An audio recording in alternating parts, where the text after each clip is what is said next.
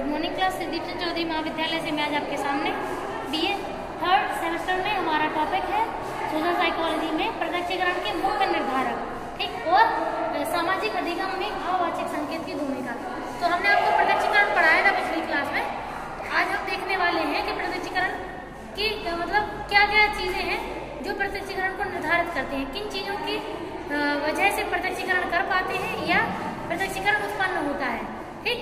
तो फर्स्ट है ज्ञानेंद्रियां। ज्ञानेंद्रियां मतलब है, ज्ञानेंद्रियां मीन्स हमारे आंख, कान, नाक, जीभ और त्वचा, ठीक।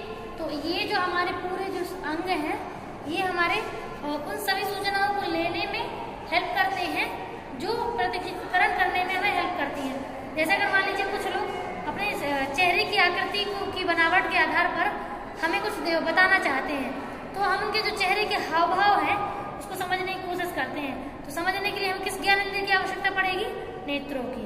अगर मान लीजिए कुछ लोग हमसे, मान लीजिए कोई व्यक्ति हमसे बहुत ज्यादा ऊंचे स्वर में बात कर रहा है, तो उसके ऊंचे स्वर का मतलब है कि वो हमसे मतलब रूडली बात कर रहा है।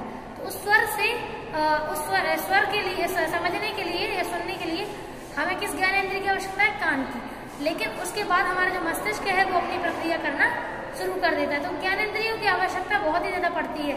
मौसम में परिवर्तन होता है, ठीक, और आसपास की चीजों में परिवर्तन होता है, तो हमारी ज्ञानेंद्रियां ही हमें अवगत कराती हैं बाहरी वातावरण के बारे में कि आखिरकार क्या क्या परिवर्तन बाहरी वातावरण में देखने को मिल रहे हैं। नेक्स्ट है मस्तिष्क की क्रियाशीलता। जब हमारी ज्ञानेंद्रियां हम तक सूचना पहुंचा देती हैं तो मस्तिष्क तक सूचना पहुंचने के बाद मस्तिष्क की क्रियाशीलता शुरू हो जाती है। यानी कि ज्ञानेंद्रियों के कार्य के बाद अब किसका कार्य शुरू होता है? मस्तिष्क का।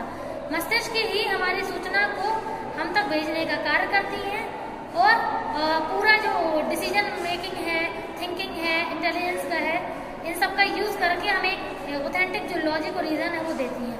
नेक्स्ट है पूर्व अनुभव, ठीक। तो पूर्व अनुभव का मतलब है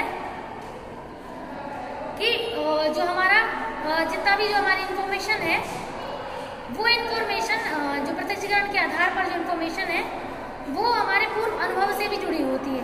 आप तो जानते हैं कि जिन चीजों के बारे में हम पहले से जानते हैं, समझते हैं, पता होता है, उन चीजों के बारे में जो हमारे अनुभव पहले से हमारे मस्तिष्क में सुरक्षित है, तो वो अनुभव हमें उन चीजों का एनालिसिस करने में हेल्प करते हैं कि वो चीजें हमें किस हद तक और कैसे समझनी चाहिए, ठीक।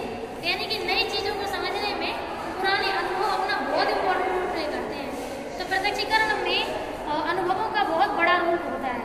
नेक्स्ट और लास्ट है मानस वृत्ति। इसका मतलब है हर व्यक्ति की अपनी प्रवृत्ति होती है, हर व्यक्ति अपने तरीके से चीजों को सोचने, समझने और प्रत्यक्षीकरण करने की प्रवृत्ति रखता है। हमने आपको जैसे मान लीजिए आप सोच के देखिए, दो व्यक्ति है, एक सकारात्मक और एक नकारात्मक। जो सकारात्मक होता है वो नकारात्मक परिस्थिति को भी सकारात्मक नजरिए से देखता है, यानी कि उसकी प्रवृत्ति होती है चीजों का अनुभव या चीजों को सकारात्मक रूप से समझने और समझाने की। लेकिन जो नकारात्मक होता है वो आपकी सकारात्मक चीजों को भी नकारात्मक रूप में कोई ना कोई पॉइंट उसमें ढूंढ ही लेता है, जिससे वो नकारात्मक रूप में उस चीजों को डिफाइन कर सकता है। तो ये प्रवृत्ति व्यक्ति की अपनी होती है, इसीलिए हर व्यक्ति का प्रत्यक्षीकरण अलग अलग होता है। क्यों? क्योंकि उसकी प्रवृत्ति अलग होती है। तो प्रवृत्ति बहुत इंपॉर्टेंट रोल प्ले करती है व्यक्ति की सूचनाओं को लेने और देने में। नेक्स्ट है हमारे सामाजिक अधिगम में अवाचिक संकेत की भूमिका। यानी कि जब भी हम सोशल में रह करके लोगों के बीच कम्युनिकेशन बनाते हैं तो वह कम्युनिकेशन एक तरीके से अवाचिक संकेत की भूमिका देता है। इसका मतलब है कि जो संकेत है, ठीक, वो एक तरीके से जो मतलब बिना कहे बिना सुने कुछ ऐसे साइन सिंबल के द्वारा चीजों को हाव भाव के द्वारा समझाने की कोशिश करना सामाजिक अधिगम का एक तरीका होता है। तो बिना बोले बिना दिखाए कोई भी चीज समझाना एक तरीके से अवाचिक संकेत कहलाता है।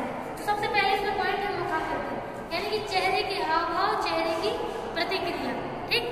तो जो प्रतिक्रिया है वो ये डिफाइन करती है कि व्यक्ति क्या महसूस कर रहा है, क्या सोच रहा है और उसका क्या मतलब एक तरीके से चीजों को डिफाइन करने का है। तो चेहरे के हाव भाव से हम समझ लेते हैं कि सामने वाला व्यक्ति खुश है, दुखी है, आश्चर्य है, परेशान है या कुछ भी जो भी वो सोच रहा होता है उसका चेहरा दिखाता है मुझे। नेक्स्ट है नेत्रों की भूमिका।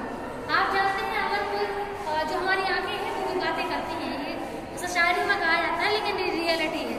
तो हमारे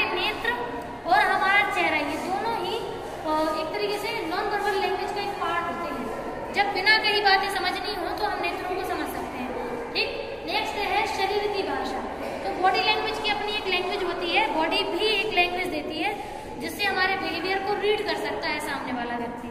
और लास्ट है स्पर्श। तो आप तो जानते हैं कि अगर हम किसी को अपना मानते हैं या कोई व्यक्ति हमारे लिए इम्पोर्टेंट होता है तो हमारा टच उसके लिए बहुत ही पॉजिटिव और बहुत ही अपनेपन वाला होता है, और जो नेगेटिव होते हैं उनका टच बहुत प्रेशराइज वाला होता है। ठीक, तो ये पॉइंट इम्पोर्टेंट है। Thank you.